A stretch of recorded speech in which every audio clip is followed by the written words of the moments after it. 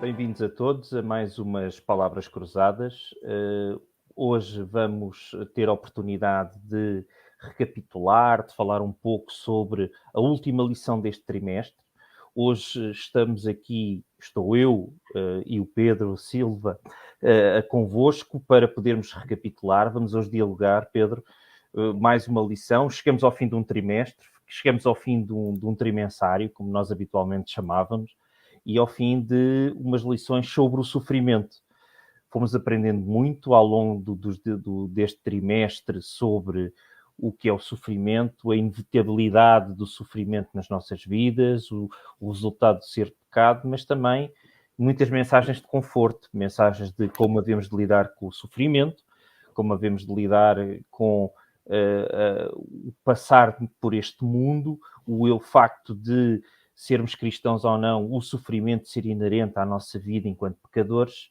E agora chegamos ao final deste trimestre, efetivamente, com, se calhar, o exemplo máximo de sofrimento sem merecer esse sofrimento, não é, Pedro? Eu acho que chegamos aqui e não é difícil as pessoas começarem a compreender, mesmo aqueles que ainda vão agora começar o estudo da lição, a compreender que chegamos ao sofrimento de Cristo, não é? Chegamos ao sofrimento de Deus, basicamente aqui nesta semana, o sofrimento de Cristo nesta terra, como um exemplo, e o que é que nós podemos retirar daqui? O que é que começaste por retirar desta lição? Qual foi o primeiro ponto que te chamou a atenção nesta lição, Pedro? Em primeiro lugar,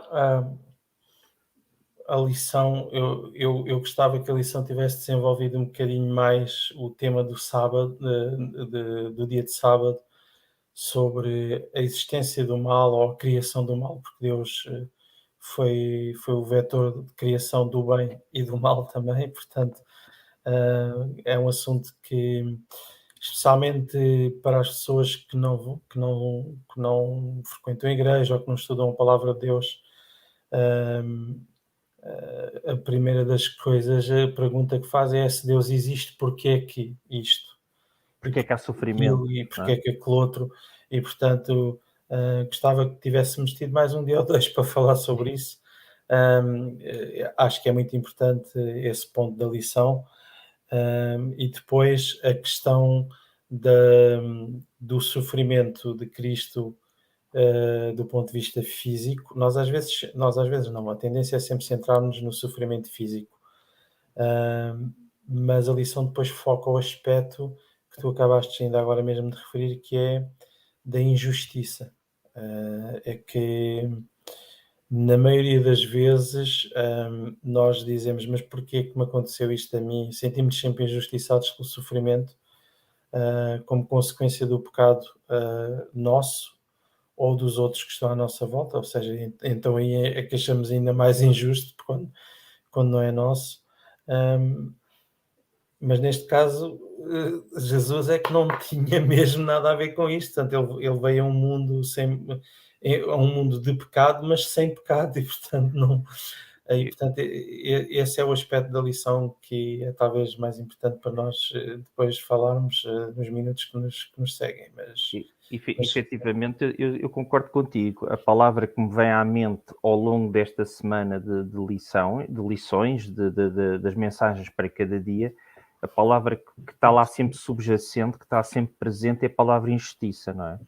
Porque e tu estavas-me estás a chamar a atenção a um ponto muito importante. Muitas vezes nós perguntamos, porquê eu? Porquê que me aconteceu a mim? Mas a verdade é que... Ou então porquê agora? Às vezes Ou também porquê agora? logo agora. Logo agora. Ou porque eu, então há tanta gente pior que eu, não é? Logo agora que eu estou a ir à igreja, que eu estou a estudar 7 e que eu estou... E a lição desta semana eu acho que tem esse aspecto muito importante, que é, bem, nós até temos uma explicação porque eu sou pecador, porque eu vivo num mundo de pecado, porque eu vivo num mundo de sofrimento. Mas até a lição destas semanas chama-nos a atenção para isto. Mesmo alguém que foi o único, e é-nos dito aqui, tirando Adão e Eva antes da queda, não é? Que viveu sem pecado. Nós não nos acontece isso. Mesmo Cristo acabou por sofrer nesta terra. Ou seja, Aqui conseguimos compreender, se calhar, um bocadinho dessa resposta à nossa pergunta. Porque eventualmente, é inerente, independentemente. Nós até podemos pensar, se até Cristo, que não foi pecador, sofreu, e sofreu por uma situação muito específica pelos nossos pecados, quer dizer, eu também não vou poder pensar que vou passar esta vida nesta terra livre desse pecado, não é? E aqui a lição de sábado chamou a atenção a uma coisa muito importante. Eu acho que até podíamos começar por aí, que é, bem, Deus tudo sabe, nós acreditamos que Deus é omnisciente, omnipotente, e efetivamente, quando ele criou o homem, ele sabia que o homem ia abusar da liberdade que Deus nos deu, e que, como consequência dessa liberdade, ia haver o pecado, e que o pecado iria trazer consequências. Mas o que é interessante aqui na lição de sábado é que chama-nos logo a atenção que Deus sabia que o pecado ia ter consequências, não apenas para o homem, mas ia ter consequências para si, enquanto Deus, não é? Cristo sabia que ao criar o homem, iria posteriormente sofrer as consequências de ter que resgatar a humanidade do pecado. Então é impressionante como é que um ato de criação está associado a um amor tão grande, de uma consciência de eu estou a criar um ser que me vai dar problemas.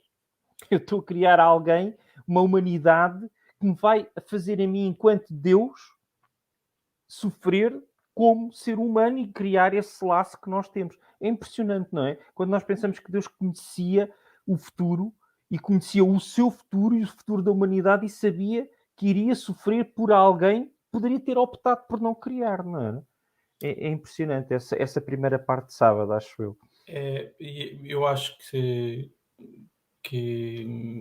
falas muito bem relativamente a esta parte, e eu vou tomar também aqui uns minutos, porque eu acho que é um tema muito, muito importante de falar. Há um aspecto fundamental que se calhar nós às vezes não pensamos. Deus não criou o homem, ou Deus não criou o pecado. Deus criou a liberdade. Toda a criação de Deus é livre, não é só o homem. Aliás, Satanás era um É uma anjo, acusação, não é? era um anjo perfeito, e não foi só o homem que caiu. Atenção, Exatamente. não foi só o Adão e Eva que caíram, houve anjos que caíram, Satanás caiu. Portanto, toda a criação de Deus foi feita livre. E porquê? Com inteligência e com a capacidade de livre-arbítrio, ou de escolha.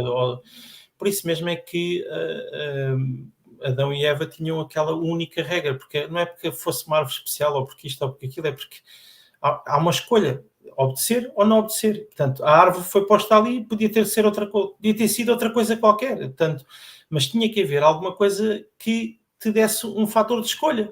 Repara uma situação: se tu naufragares numa ilha deserta com uma mulher, e tiveres durante 20 ou 30 anos naquela ilha com aquela mulher, tu vais amar aquela mulher perdidamente, loucamente, e ela a ti. Não há mais nada. Não tens outra opção de escolha. Agora, se fores tu com mais 2 ou 3 mulheres, se calhar a coisa já não ia ser tão pacífica durante 20 ou 30 anos. E, portanto, nós criticamos Deus por ter criado a escolha.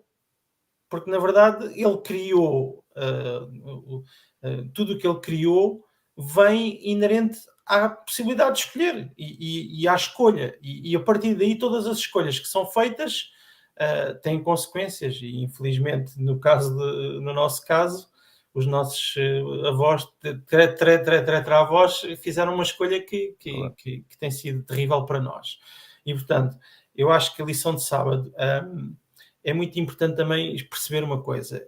Até por isto, porque Deus é amor. Deus, um dos atributos de Deus é justiça, porque sem justiça não há amor, e ponto final. Se tu tens 2 filhos e amas os 2 de maneira igual, mas um está sempre a bater no outro e tu não o repreendes e não fazes nada, o outro que está sempre a sofrer as consequências não se vai sentir amado. Portanto, tem que haver justiça, e tem que ser corrigido aquilo que está errado. Mas, acima de tudo, Deus é amor. Deus é amor, e quando tu crias sem o poder de escolha, lá está, Deus seria aquela única mulher na ilha, em que tu só tinhas a possibilidade de escolher a ela. Deus podia ter uma criação, ou ter criações, ou o ser humano, como tu falaste dos anjos, que não tivessem outra possibilidade senão amá-lo, não é? Exato. Mas aí seria um tirano, não era? Não, Seria um tirano porque tinha não, porque criado os um outros nem tinham autómata, vontade não é? própria. O tirano tinha vontade. impõe a sua vida. O tirano impõe Quando a sua vontade. tirano era na perspectiva de tirar qualquer possibilidade de teres a tua livre escolha, porque tinhas uma escolha condicionada que era da tua natureza e não podias fazer de outra maneira. E o que tu estás a dizer é impressionante, porque foi uma das coisas que eu retirei ao longo deste trimestre. É como é que o plano da salvação de Deus consegue arranjar uma terceira via. Consegue não abdicar do seu amor para com a humanidade, consegue não abdicar da sua justiça enquanto Deus justo, ele continua a ser enquanto Deus amor e cria aí, até desde o seu próprio sacrifício, uma terceira alternativa que consegue resgatar sem fugir à justiça. Ou seja, ele não se compromete com os valores de Deus enquanto justo, pagando o seu preço, mas também não condena a humanidade à perdição eterna pelo amor que tem para nós. Então ele consegue arranjar a terceira via, que é: eu sou justo, eu amo a humanidade, amo o homem, e vou eu pagar o preço. E aí chegamos, e se calhar até uma boa questão, aí chegamos à lição de hoje, não é? Yeah. Que é o caminho encontrado por Deus, que é: eu não posso deixar de ser justo, eu não posso deixar de ter amor. E o livre, e só não sei o que tu achas, mas o livre-arbítrio, a livre escolha, é se calhar um dos maiores sinais do amor de Cristo para connosco. Sim. Porque, ou ele nos dar uma opção de escolha, de o seguir ou não, ele está-nos a amar plenamente, dando-nos a possibilidade de seguirmos as nossas próprias decisões e o nosso próprio caminho, independentemente do sofrimento que ele possa ter, como qualquer pai deve, quando isso acontece com o filho, quando os filhos fazem escolhas erradas, ou família, ou amigos, etc. Mas esse sofrimento não vai ao ponto de ele nos cercear de uma parte que é essencial, que é a nossa livre escolha. Não é? Deixa-me só completar a tua ideia acrescentando uma nota, que é nós estamos a expandir a ideia de que o mal é fruto da liberdade de escolha ou do abuso da liberdade, e que Deus criou, a premissa da criação é a liberdade e a escolha, e já justificámos essa parte. Mas digamos que o nosso sofrimento nesta terra não é o preço a pagar pela liberdade. Não. Deus cria-nos à mesma, não para provar que não interessa, para mim não abdico da liberdade, vamos ser livres, eles vão ser vítimas da escolha e pronto, é assim que as coisas funcionam, cada um tem Não, ele cria com a liberdade, sabendo que vamos abusar da liberdade, mas também já com um antídoto para o problema que iria ocorrer. Portanto, agora, e o impressionante, depois aqui entramos já no resto da lição, que é o antídoto é um preço altíssimo a pagar. É um preço altíssimo e que Jesus se ofereceu de imediato para pagar, não para defender a liberdade que Deus dá perante o resto da criação universal e dizer: estão a ver, eu vou-me dar às balas, vamos dizer assim, vou-me entregar, vou pagar este preço para que vocês continuem a ser livres de escolher, mas acima de tudo para nos salvar a nós caídos, os pecadores. Ele já via não só o Adão e a Eva, como os nossos avós, os bisavós, nós, e portanto Deus, quando cria, já vinha com a intenção de que vão haver problemas, mas eu já tenho aqui uma solução para os problemas também, e quem quiser depois corrigir esse problema, está aqui disponível, mais uma escolha. É uma coisa, o que tu disseste, é preciso ficar bem assente. Eu acho que é muito importante aquilo que acabaste de dizer, porque nós estamos a falar aqui de liberdade e pecado, mas a liberdade e o pecado são coisas completamente distintas. Havia liberdade previamente ao pecado. O pecado é um mau exercício da nossa liberdade. Exatamente. É uma má opção no uso da minha liberdade. Mas os nossos, como dizias, tetratravós, o Adão e Eva, podiam ter feito um bom uso da sua liberdade, como nós também hoje em dia podemos fazer bons usos e maus usos da liberdade de escolha que temos. Dependendo do que fazemos. A liberdade é prévia ao pecado. Exatamente. A liberdade não pressupõe, o pecado não pressupõe, ou seja, a liberdade não tem um valor moral, não é boa nem má em si. Sim, agora, sim. As escolhas que tu fazes diante dessa liberdade, depois é que têm consequências. Podemos dizer que sem liberdade não havia pecado, porque se não houvesse liberdade não havia escolha. Mas a liberdade não leva ao pecado. A má escolha, o mau uso da liberdade é que leva ao pecado. Eu acho que isso é uma coisa impressionante.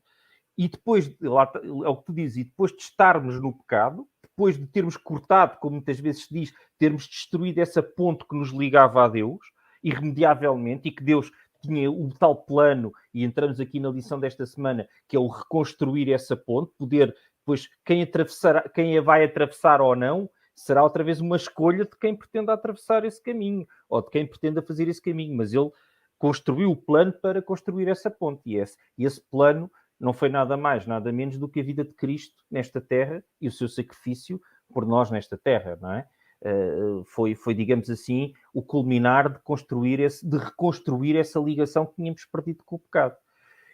Ó Pedro, na lição eu não sei se concordas, entrando agora um bocadinho na lição de domingo, há uma coisa que tu há bocado disseste e é verdade. Nós muitas vezes no pecado temos muita dificuldade de compreensão quanto mais inocentes são os seres humanos, e neste caso as crianças, não é? Mais dificuldade às vezes temos de compreender o seu sofrimento. Como é que é o sofrimento de uma criança? Eu acho que qualquer adulto, olhando para uma criança, tem mais dificuldade em compreender como é que um ser, se calhar, mais puro, mais inocente do que nós, porque se calhar pela idade, pela sua parca idade, como é que muitas crianças sofrem logo tanto. Mas a lição de domingo chama-nos logo a atenção para isso, que aconteceu exatamente com Cristo. E eu, sem fazer comparações com outras situações que nós conhecemos de sofrimentos de crianças, mas a verdade é que a lição de sábado mostra-nos logo o nascimento de Cristo, os termos em que ele nasceu, e se pensarmos assim, num curto período de tempo, Cristo nasceu numa manjedoura, de uma família que não era rica, não é? Sofreu uma perseguição por parte de Herodes, não é? Enquanto criança. Nasceu de uma cidade de Nazaré, onde, como se costuma dizer, se nós agora dizíamos nem bom vento, nem bom casamento, mas na altura era a mesma coisa. Ou seja, ele desde o início experimentou tragédia, sofrimento, negação, rejeição, perseguição e fuga. É impressionante como é que uma criança, não é? Porque aqui não estamos a falar de Cristo no seu ministério, não estamos a falar de Cristo, e já lá iremos, na sua atividade enquanto intercessor, estamos a falar de uma criança. Deus, tornado homem, como é que sofreu? Se calhar aqui dá algum consolo, um bocadinho, para percebermos que efetivamente é mesmo inerente, que também nem Cristo se livrou, digamos assim, na sua meninice, nos seus tempos de criança e de bebê, de algum sofrimento. E não estou com isto a tentar dizer que é fácil suportar o sofrimento de uma criança ou ver um sofrimento de uma criança. Mas é-nos dado uma visão que o próprio Cristo, em criança, já tinha sofrido, neste caso, e passado por tribulações. Não sei o que é que retiras desta lição de domingo quando nos fala do sofrimento de Cristo enquanto infante, enquanto criança, enquanto jovem, digamos assim. Há dois aspectos na vida de Cristo ou no projeto de redenção. Melhor talvez reformular e dizer no projeto de redenção. Um é de facto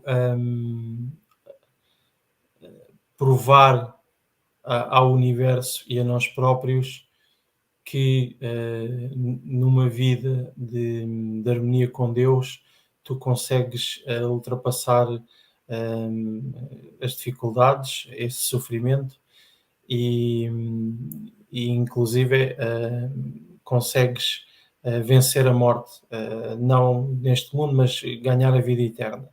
Esse é o aspecto redento, são os dois aspectos, a redenção, mas o aspecto também de que com Deus tu consegues sobreviver ao sofrimento que é consequência dos teus pecados ou dos pecados do mundo. Repara uma coisa. O que o mundo passou nos últimos 2 anos por causa de alguém que na China levou animais ou come animais que não pode ou que não sei o quê, que é uma coisa completamente absurda, porque quantas milhares de pessoas morreram, quantas ficaram na miséria e empobrecidas por causa disso? Por causa de uma coisa, e ao longo da história, e fala-se muito, por exemplo, do desaparecimento das abelhas cada vez mais e de todo o ecossistema estar em risco, uma coisa tão simples como a abelhinha, e pode representar a ameaça da nossa sobrevivência. O mero abanar de asas cria um terremoto, não é? Quer dizer, portanto, este mundo é um mundo que escolheu, que fez escolhas que nos puseram nesta situação. Neste momento pode não ser a minha escolha, pode não ser a tua em muitas áreas, mas somos impactados por isso. Mas quando Cristo decide avançar com a nossa criação, ele já sabia que teria que vir a este mundo para nos mostrar como é que nós podemos sobreviver ou tolerar este sofrimento e dar-nos um objetivo maior do que meramente sobreviver às adversidades que vamos ter neste mundo, que é uma vida eterna com ele, em felicidade, em harmonia e com perfeição, onde as coisas já não acontecem.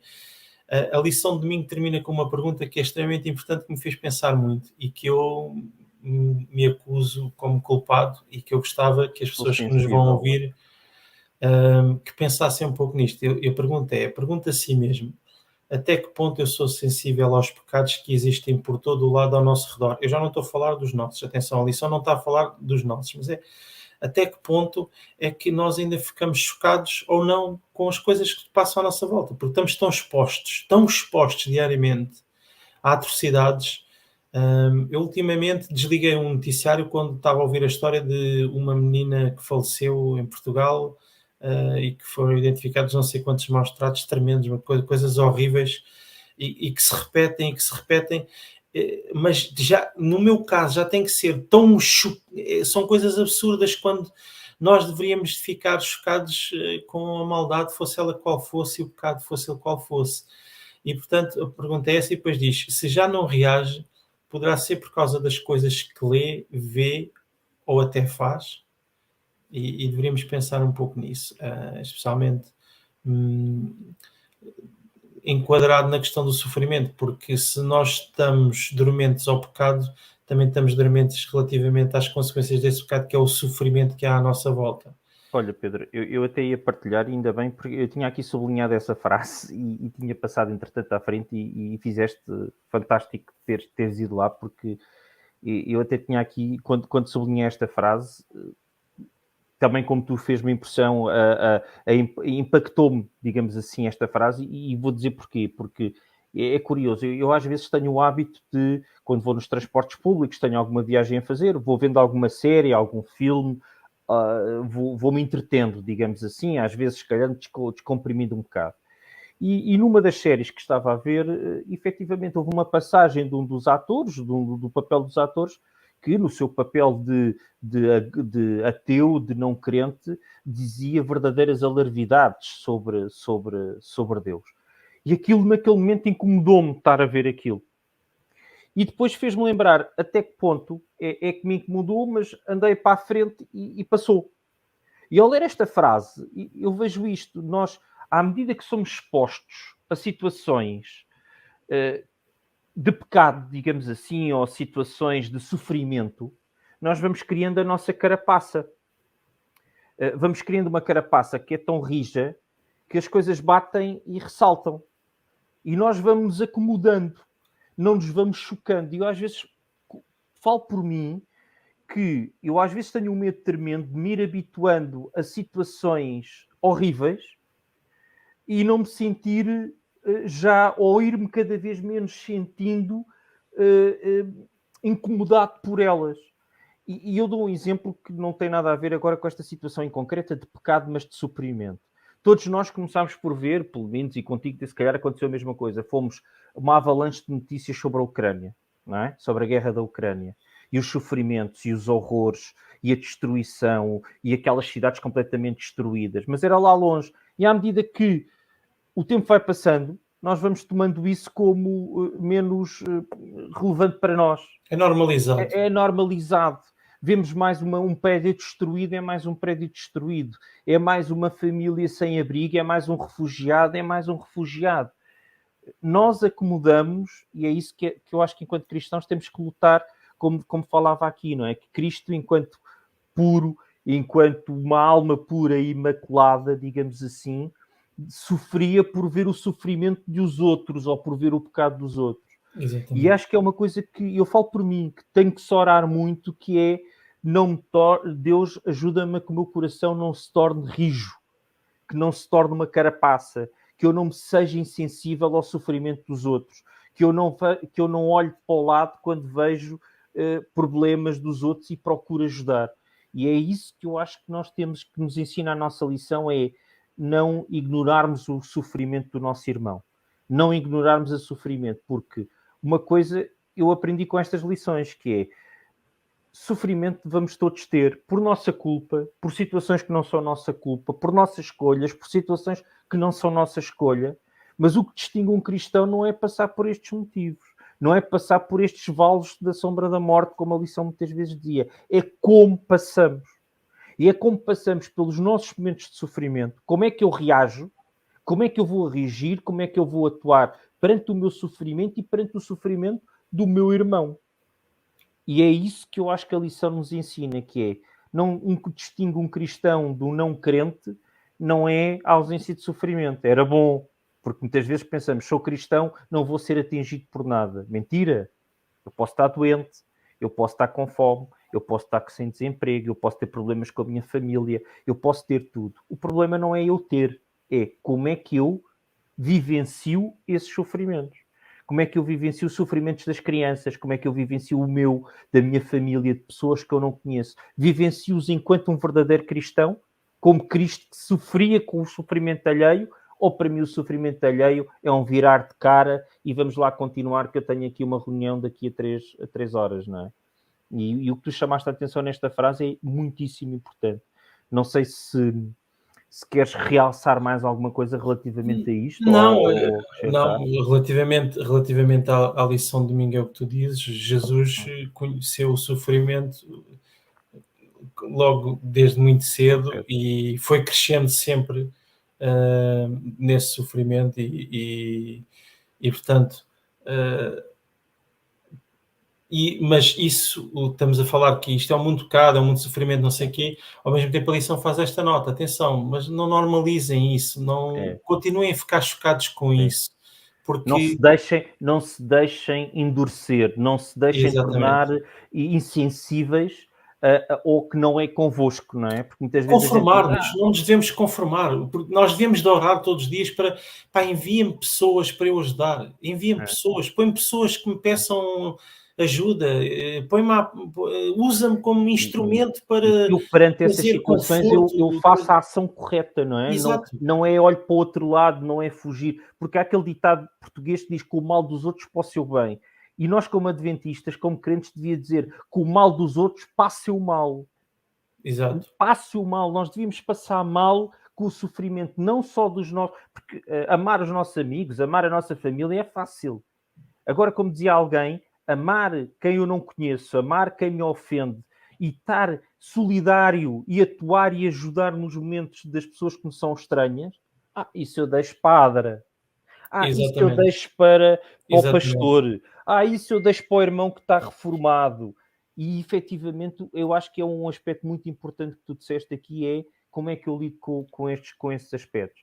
E nós, no dia-a-dia, na pessoa que nos intercepta no metro para nos pedir algo, no jovem que nós passamos e vemos a chorar e dizemos, eu não tenho nada a ver com isto, na alguém que está a sofrer abusos. Nós hoje em dia aquela frase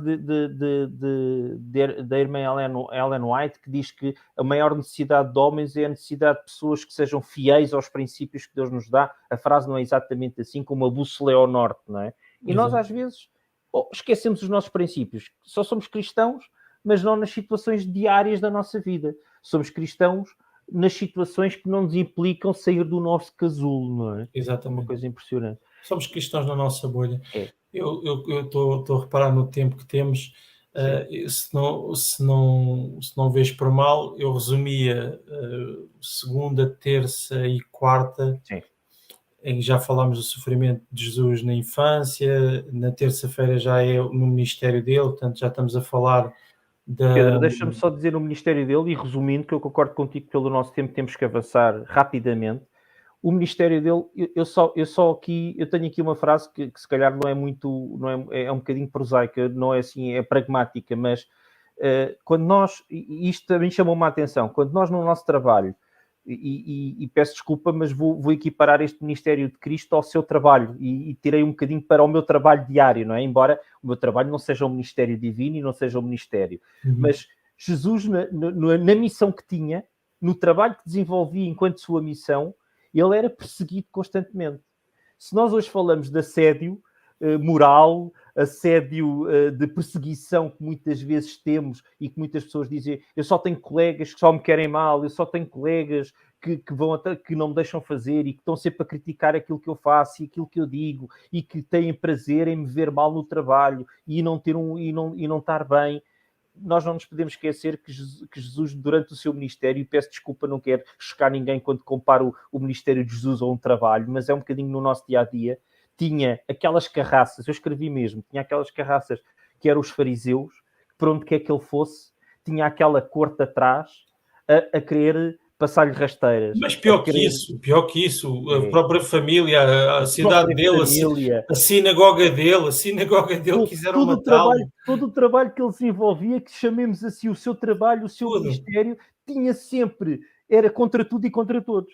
Porque havia sempre alguém, inspirado pelo inimigo, sempre atrás a dizer, olha, mas quem é aquele? Curse ele próprio, mas de Nazaré vem alguma coisa bem. Então, isto só para passarmos um bocadinho à frente, isto trouxe-me uma coisa muito importante. Quando eu me queixo no meu dia-a-dia, nas minhas funções nesta terra, digamos assim, que os outros, que sou maltratado pelos outros no trabalho que tento desenvolver, eu se calhar tenho que me lembrar que Cristo, muito menos responsável por isso, era maltratado e que tentavam passar-lhe rasteiras, vê-lo cair em desgraça, tentar gozar com ele, ver que se ele não era bem sucedido na mensagem que fazia. Deus teve um assédio, digamos assim, do seu povo contra o seu ministério, como nós nunca na vida nos podemos queixar de, se calhar, do mau ambiente que temos no nosso trabalho, não é? É uma coisa impressionante. Não estou a dizer que com isto não devemos tentar fazer e encontrar bons ambientes e tentar endireitar as coisas e levar. Mas, se calhar, como Deus não se irou e continuou a desenvolver o trabalho, nós, se calhar, a imagem dele também devíamos ter que continuar a manter o nosso caráter e o nosso caminho, independentemente das trapaças e das rasteiras que temos. E desculpa, eu sei que esta parte de segunda-feira era um bocadinho passar para a frente e se calhar agora ia-te dizer para deixares resumir o resto no seguimento de passarmos à parte. Não, eu ia passar para a frente, ainda bem que tu intervieste e falaste, porque eu ia referir essa parte. Portanto, há três aspectos. Um é a infância, outro é a idade adulta e depois o final, é o sacrifício de Jesus, é Deus na cruz, é o sofrimento no Getsémani, é o impacto dos nossos pecados na relação de Cristo com o Pai. E isso foi o maior sofrimento que Jesus passou. E por isso é que eu no início disse não só o porquê eu, também disse o porquê agora, porque nós muitas vezes dizemos, então, mas eu, pai, eu tenho cargos na igreja, dou o meu tempo, estou a Deus, eu estudo 7 na lição, eu estou não sei o quê. Porquê? Porquê que me está a acontecer isto? Ou porquê que eu estou a passar por isto? Ou porquê que me aconteceu isto à minha mulher, ou aos meus pais, ou aos meus filhos? Porquê? Jesus conhece esse sentimento. Nós temos um Deus que conhece exatamente por tudo o que nós passamos, quer na infância, quer as dificuldades financeiras, porque a lição também fala disso, porque Exatamente. Da refere, pobreza, refere que o sacrifício que a família dele oferecia eram sempre as pombas, bombas, que era o sacrifício, a oferta sacrificial, claro.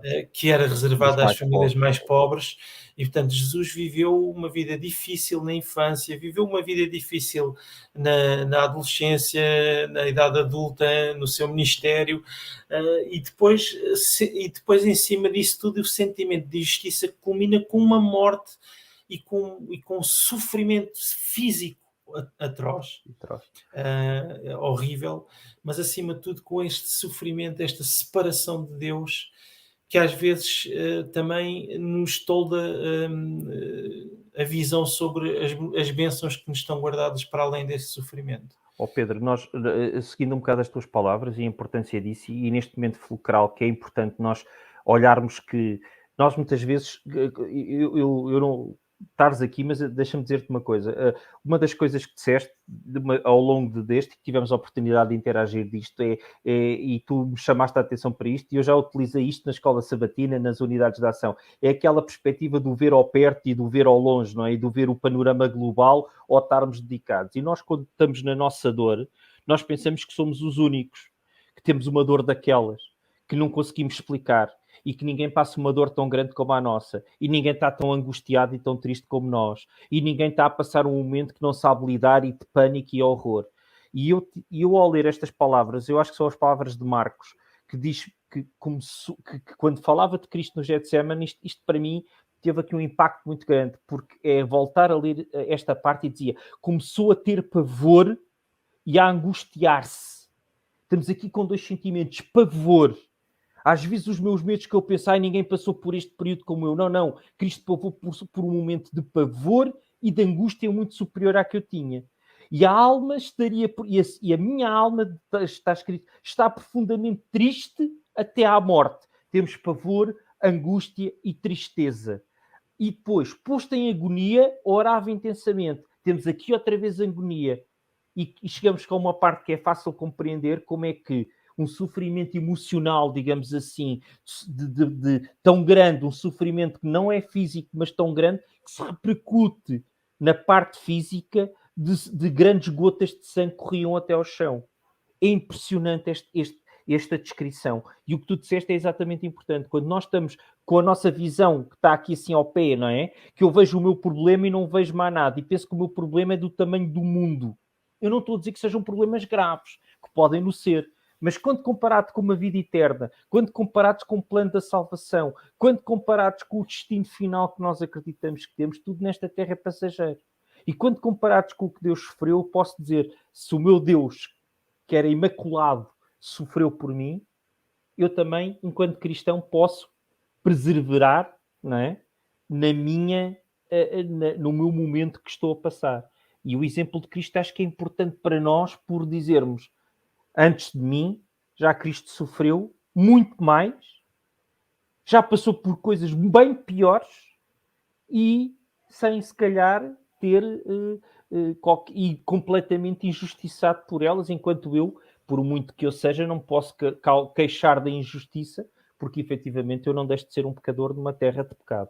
Desculpa, não sei se entretanto e interrompi também o raciocínio. Acho que completaste bem a lição de quinta-feira, que eu tenho só aqui um parágrafo que eu vou ler Sim. rapidamente no final da lição de quinta-feira, que diz: temos a promessa de que, devido ao que Cristo fez, por causa da plenitude e da perfeição da sua vida perfeita e do seu sacrifício também perfeito, a nossa existência aqui, cheia de dor, decepção e perda, não é mais do que um instante, um momento que surge e desaparece, em contraste com a eternidade que nos aguarda, uma eternidade num novo céu e numa nova terra, uma eternidade sem pecado, sofrimento e morte.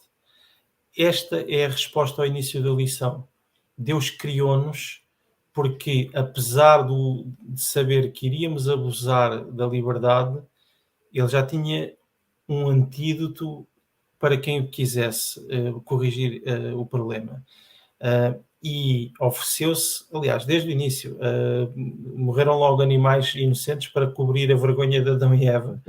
Depois a seguir foi o Caim e o Abel no sacrifício, já apontava tudo para o sacrifício sempre, portanto Jesus sabia, e quando ele nasceu e cresceu, ele sabia tudo, mas nunca teve naquele sofrimento como no Getsemane. Claro. Isto prova a humanidade de Jesus, lá está aquilo que estávamos a referir, quando chegas ao problema e estás lá mesmo, a coisa já é diferente. A coisa já é diferente, mas o que faz a diferença e o que Jesus deixa para a nossa aprendizagem com o sofrimento dele, não é porque Jesus também sofreu, não. O que ele deixa para a nossa aprendizagem é que eu sei o que vocês passaram, eu sei o que vocês sofrem e sei também que, apesar disso, a esperança na promessa traz-vos a paz que vocês precisam e que necessitam para sobreviver a tudo isto. E acho que terminava com essa nota da lição e deste trimensário todo. É que tu leste e que eu também retive, que é de termos perfeita noção diária que qualquer perda, qualquer decepção nesta terra não é mais do que um mero instante que surge e desaparece numa eternidade que Deus nos promete e numa eternidade que temos para viver. Que os nossos 80, 90, 100 anos nesta terra, mesmo que fossem cheios de sofrimento, era uma gota d'água na eternidade que temos para viver. E se nós conseguirmos ter esta ideia geral, que por muito sofrimento, muita perda, muita dor, que Deus compreende, que Deus passou, que não estou a retirar peso, mas se nossos olhos não estiverem focados na dor, na perda, mas pensar que efetivamente é um momento que surge e desaparece, por muito grande que nos pareça, quando comparado com a humanidade. Eu não estou aqui com isto a dizer que, enquanto seres humanos, e não estou a minorar o sofrimento de muita gente, que passa horrores, que passa problemas graves, que passa problemas físicos e emocionais. Mas a passagem desses elementos emocionais é conseguir ver, como tu disseste muito bem, e eu acho que vou reter essa imagem, conseguirmos ver o que Deus nos abre os nossos olhos para ver para além do nosso panorama e das nossas dores e ver, meu filho, estás nesta terra, estás nesta vida, mas eu te prometo uma eternidade, eu te prometo uma vida eterna, em que a tua vida de 80, 90, 100 anos é um abrir e um piscar de olhos na eternidade que tens para viver. E estamos tão focados no nosso piscar de olhos como se fosse a coisa mais importante da nossa vida, quando é um célebre momento que desaparece quando comparado com uma eternidade. E acho que é essa esperança que qualquer sofredor, qualquer cristão sofredor, que Deus nos consiga dar nos nossos momentos de sofrimento, dizer tudo o que está aqui é momentâneo. E é um momentâneo muito pequenino, se comparado com os patriarcas que viviam 600, 700 anos, 100 anos da nossa vida é uma meninice, comparado com uma eternidade, 100 anos é um segundo, um milésimo de segundo, uma dor que passou e desapareceu, não é? Yeah. E acho que é essa esperança que o cristão tem que ter. Pedro, obrigado por podermos partilhar é sempre um prazer. Obrigado. E a todos, espero que tenham gostado e que também nas classes, nas unidades de ação da Escola Sabatina, possam efetivamente transmitir aquilo que vocês sentem. Qualquer experiência de cada um é sempre ótima para transmitir em cada uma das unidades de ação, com as pessoas que nos rodeiam. E o cristão não se distingue por não sofrer. O cristão distingue-se pela forma como ultrapassa e como passa pelas fases do sofrimento. Nós temos o panorama grande, não temos só o panorama pequenino. Só que às vezes esquecemos, e muitas vezes esquecemos, é o nosso mal. Pedro, um resto de bom dia, um bom sábado também. Bom sábado. E até à próxima então. Até à próxima.